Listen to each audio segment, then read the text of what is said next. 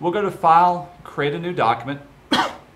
In our case, we're going to custom make the size of our document. We want it to fit the height, at least, of our book. Your book is 9 1/8 inches tall. The width of it, we're going to make it a lot longer than is necessary. So that's why I put the width at 15 inches. This should be 0.125. It rounded up. We're working in inches. The next thing to pay attention to is the color mode we're working in. Everybody complains that our printer is not, the colors are always off on it. If you try to print something, especially reds, I have found that it's calibrated to RGB color mode. Normally when you print, we work in CMYK, right? It's using those colors. For whatever reason, if you print in RGB, it will come out much, much nicer as well. So we'll say OK to this. And then we've got our document. It'll be set up nice and long to work with. The second thing we're going to do, we're going to make a pattern. And you make a pattern out of whatever objects that you want. You can draw and create your own, or if you look on Moodle, I'm going to give you some of these pattern objects to work with.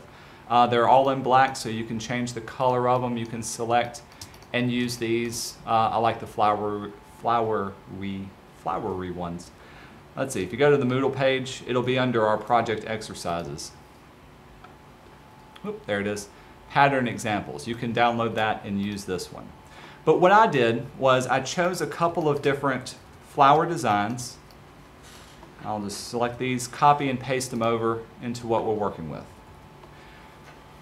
And then we start to play around with what I call my base pattern. This is the thing that I'm going to tile and copy over and over again. When I say play around with it, you can not only play around with the shapes and the objects, play around with the colors, the blending modes, and the transparencies of this.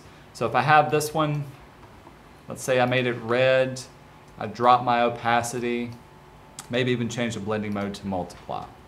So that now when I have other things, like this one, I'll make a copy of it, let's make it, I have found if you keep everything kind of in the same color family, they tend to work out. We'll do that. Oh, let's make another one. We'll put it down here. Flip him around. And let's do this one in, and we'll do it in blue. Rotate it. Scale it up. This is the kind of thing you don't know what the results are going to look like until you do it. And that's kind of part of the appeal. Let's do another one up here. Rotate it this way. Notice that because I dropped the opacity and changed the blending mode, I get this nice little overlapping of different things. You can see it overlap. This will especially come in handy once we start creating the tiled patterns. Let me change the blending mode to some of these. What happens at that screen? We'll do that. Okay. So this will be my base pattern that I have, the one thing that I want to copy over and over again and work with. I am going to scale it down, so if this is the size of my overall document, I'm going to make it a little bit smaller, something about that size. That's okay. You can zoom in and we'll see what it looks like. Here's the magic part, how to define your pattern. I've got it created. We're going to select it. If you go to Object, down to Pattern, choose Make. And this is going to go into your pattern creation mode. It will give you a warning saying, hey, the new pattern is going to be added to your swatches panel. We can just say OK to that. When I say OK, this is kind of what it looks like. Pretty cool. You get a preview of how your pattern will look. By default, it's just square and it's copying it in rows and in columns. And if I zoom in, you can see this is my original, and this is how it, the bounding box of how it will look. Here's how we're going to play around with this. I'll zoom in so we can see it. First of all, you can give it a different type of pattern. Right now it's in a grid format.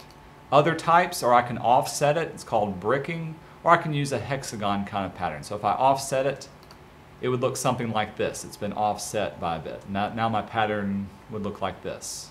You can say how much you want to offset it. Instead of offsetting by half, I can do something like this and bring it in a little bit more or push it around. Usually I keep it on half. If I chose a hexagonal pattern, it would copy it not side to side, but also top left and top and bottom right as well, so it will do that. Here's the next fun thing. This little icon here will allow you to change up the dimensions of how things will overlap. I'm going to click on it. Now I've got a bounding box. Let's see, I'm going to go back to my grid-like pattern. This will make more sense. And I can change how close they are by bringing this in. And so now I can have the patterns overlapping one another. And I get a much, much tighter pattern. Pretty cool? Since I changed my blending mode, notice that the overlapping patterns are also going to, blending mode, change those as well. They're going to interact with one another. And I can make them closer or farther together in rows, columns, height, whatever I want to do for this. Say I like that, that looks good. Same way for the hexagonal type patterns. I can make it larger or smaller and work in with that. Again, play around with colors. You don't have to just make one. You can make as many as you want, see what they look like. A lot of times small tweaks will make it, give you a different kaleidoscope kind of effect. Once you are finished, at the very top, you can either save what you're working on and continue working, or you can just hit done. I'll hit done, takes me out of pattern making mode, and I'm back to my original. I'm going to move this off to the edge. If I open up my swatches palette, here's my swatches right here. At the very bottom, here's my new pattern that I created. And you can see I've done some other ones as well. This time, if I grab my rectangle tool and I just fill in my entire document with a rectangle, instead of my fill color being a solid color, if I choose my new pattern, it will fill it in with that pattern. And that's how we've created that. Kind of neat. Okay, let me show you one more detail about using patterns and working with patterns, and it has to do with scaling and moving stuff around. I've got my move tool. If I click on my rectangle, remember it's just a regular rectangle, and I move it around, what do you notice about my pattern even though I'm moving my rectangle? Pattern doesn't move. It's staying exactly the same. Here's why. If you open up your tool options by double clicking on this, here they are. One of the options is to transform patterns. It's been checked off or unchecked. If I say OK, now watch what happens when I move my box around. My pattern moves as well. If I go to scale it, my pattern also will scale the same way as too. If I don't have that checked and I scale my box, my pattern won't scale by itself. That's one thing to keep in mind. So the first thing you're going to do, you're going to make and define your own pattern. Do it in Illustrator. Play around. You can make multiple ones that you want. When you're ready to print, here's how I want you to print it. This is another important thing. We're going to print it on 11 by 17. I've got cardstock up there. Let me know when you're ready and I'll load it up. Under File and Print, this would be the, let's go to my original. I've already got it set up. This one. Go to File and Print. First of all, you're going to make two copies, one for your front, one for the back. You're going to change your media size. Remember, our page that we're working on is like 9 1/4 by 15.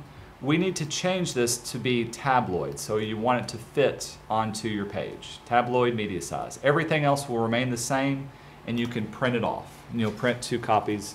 And this is the way it will work out. Normally reds don't print very well, but because I printed in Rgb Color Mode, it turned out really, really good. Cool?